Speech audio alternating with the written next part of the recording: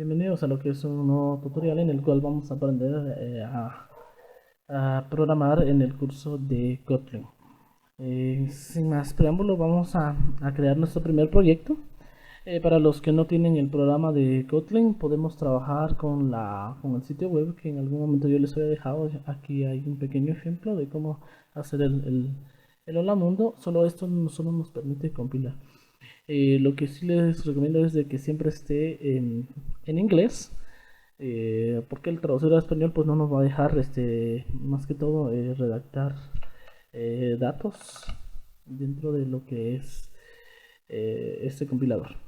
Voy a iniciar, entonces tengo mi carpeta de src, le voy a dar clic derecho, new, y le voy a dar Kotlin class, y ahora le voy a dar un nombre que el cual llevará eh, eh, prueba, por ejemplo, prueba, y lo voy a crear.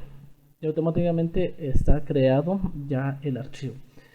Siempre empezamos con lo que es una función principal, y esta es main.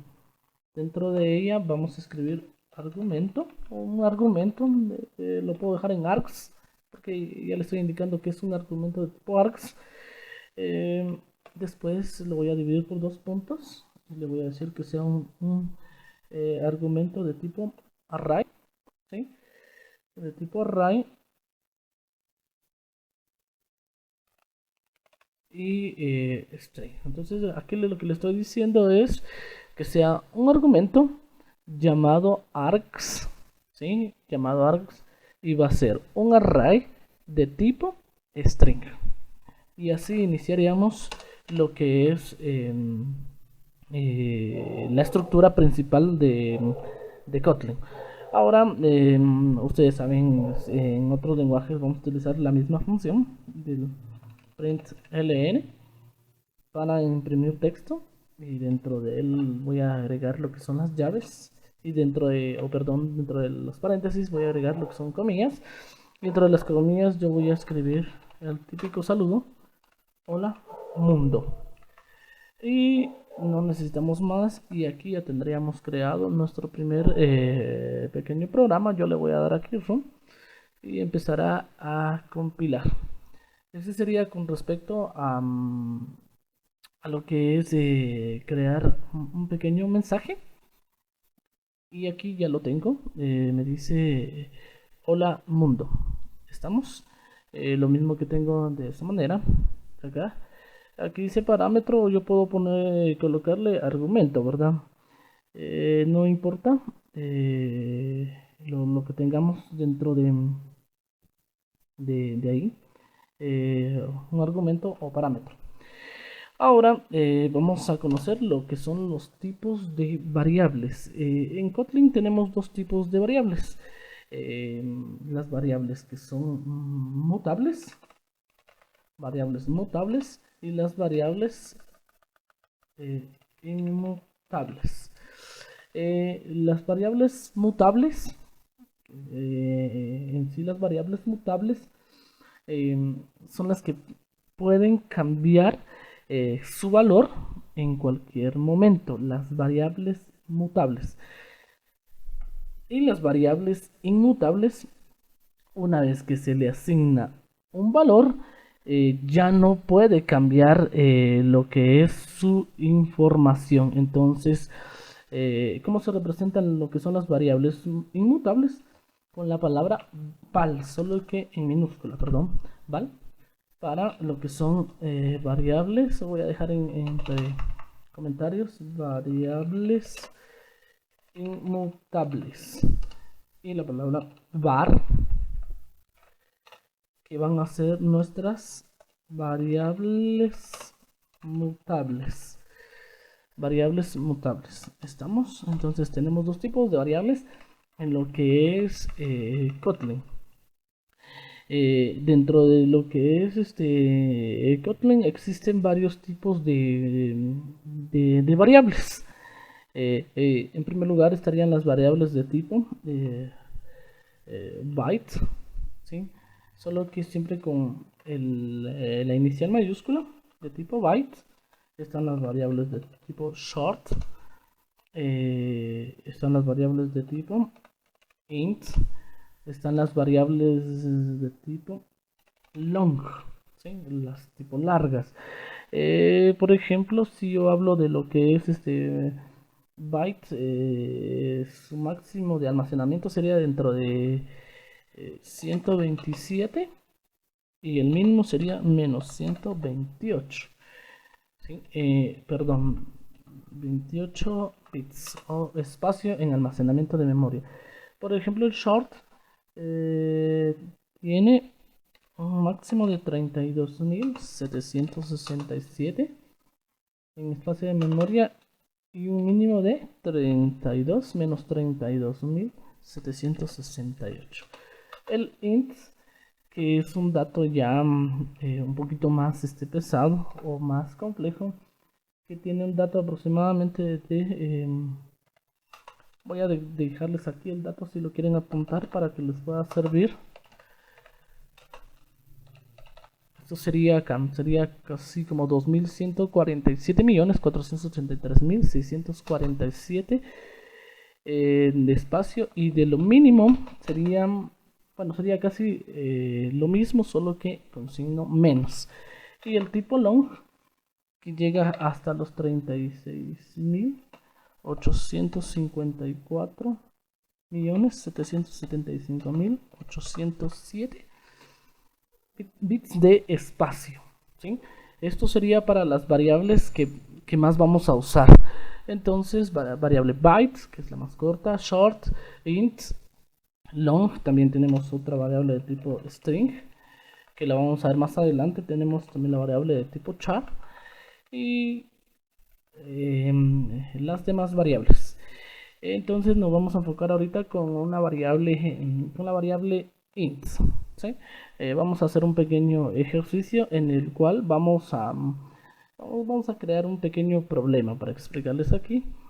Voy a dejar el problema, se va a llamar para hacer comentarios de párrafos, de igual manera como trabajar en HTML, CSS, ¿verdad? Entonces voy a dejar, por ejemplo, este va a ser un problema de crear un programa que defina dos variables, por ejemplo, inmutables de tipo int. Le voy a decir nada que más. Le estoy pidiendo que cree un programa que defina dos variables inmutables de tipo int. Eh, Luego, por ejemplo, definir una tercera variable. Ahora va a ser mutable. Vamos a ver si estamos escribiendo bien. Variable mutable que almacene la suma de los de las dos primeras variables y las muestre en pantalla, por ejemplo. Pantalla. Vamos a dejarlo ahí, ¿sí? Podríamos agregarle, por ejemplo, también que nos dé el producto, por ejemplo, de las primeras dos variables. Bueno, y vamos a empezar a hacer este pequeño ejercicio donde no va a tener mayor complicación, ¿sí? Entonces ahora yo le voy a decir, por ejemplo, vamos a quedarnos con el main. Voy a quitar el hola mundo y este comentario lo voy a subir. Sí, lo voy a subir. Voy a bajar la función principal. ¿Sí? Y esa. Y ahora me dice que creen dos variables. Esto también, si quieren, lo vamos a dejar en comentario para que ustedes lo tengan ahí como referencia. Me dice crear un programa que defina dos variables inmutables. ¿Cuáles son las variables inmutables? Las variables inmutables son las que se escriben con val, ¿sí? Lo tenemos acá. Variables inmutables, que son las que cambian su valor. Entonces, a esta variable yo le voy a poner, por ejemplo, de nombre B1, por ejemplo, que va a ser mi valor 1, ¿sí? Em, por ejemplo, en otros programas yo tengo la necesidad de declarar el tipo de variable que tendría que ser int, dos puntos, int. Pero cuando en clase, en el caso de Kotlin, que es desarrollado a objetos, no necesito declarar en sí lo que es el tipo de variable. Automáticamente lo reconoce. Como es orientado a objetos, es un poquito más fácil. Entonces, por ejemplo, yo le voy a decir valor 1 es igual a, por ejemplo, 100. Voy a crear otro, por ejemplo, val. Y mi nombre de esta variable va a ser d2, por ejemplo. Y va a tener un valor, por ejemplo, de 500. Entonces, estoy haciendo los primeros pasos. Dice, crear un programa que defina dos variables inmutables que van a cambiar, que no cambian su valor, perdón. Aquí están. Ya las tengo declaradas. De tipo entero. Como le estoy dando un valor, automáticamente lo reconoce como int. Si yo le pusiera .50, ya no lo está reconociendo como tipo int. Entonces, ahora vendría lo que sería colocar una variable mutable. ¿Y cuáles son las variables mutables? ¿Cómo las declaro? Con el nombre de var. ¿Sí? Y entonces ahora vendría lo esencial, que sería colocar por ejemplo, var resultado. ¿Sí? Ese sería el nombre de mi variable, por ejemplo, declararla var resultado. Y entonces ahora en este caso ya vendría lo que sería de una vez, bueno, también le puedo decir que sea de tipo int, pero aquí ya me lo reconoció que va a ser automáticamente de tipo entero. Entonces ahora yo le voy a decir, ya declaré la variable resultado y le voy a decir que el resultado, variable resultado es igual a, ¿cómo se llama mi primera variable? Variable 1, ¿sí? Más variable 2. Y aquí estaría haciendo lo que ya me dice, que almacene la suma de las dos. Vale, entonces la variable resultado, que es la variable mutable, me está almacenando y me va a hacer un resultado, ¿verdad? Me almacene la suma de las primeras dos variables, entonces variable de resultado. B1 más B2. Y ahora que vendría lo que sería mi texto impreso, print ln, ¿sí? Que voy a abrir mis paréntesis, mis llaves, y ahora voy a escribir, por ejemplo, la suma de, para poder imprimir lo que es, en este caso, la variable b1, ¿sí? Para poder imprimir yo tengo que utilizar el dato de dólar que está arriba del número 4 presionando shift y se coloca el signo de dólar y seguidamente el nombre de mi variable, que sería b1, y automáticamente ya me la reconoció. Entonces le digo la suma del valor 1 más valor 2 es, y voy a colocar nuevamente esto, y cómo se llama mi variable de respuesta, resultado. Y ahora aquí yo supongo que ya tendría mi operación. Me está pidiendo algo más, que nos dé el producto también, entonces puedo colocar nuevamente aquí resultado, que es el nombre de mi variable, es igual a b1 por b2. Y ahora automáticamente nuevamente print ln, y voy a colocar eh, el producto de b1. Aquí vamos a cambiar este pequeño espacio para que no haya ningún error. El producto de b1 por b2 es resultado.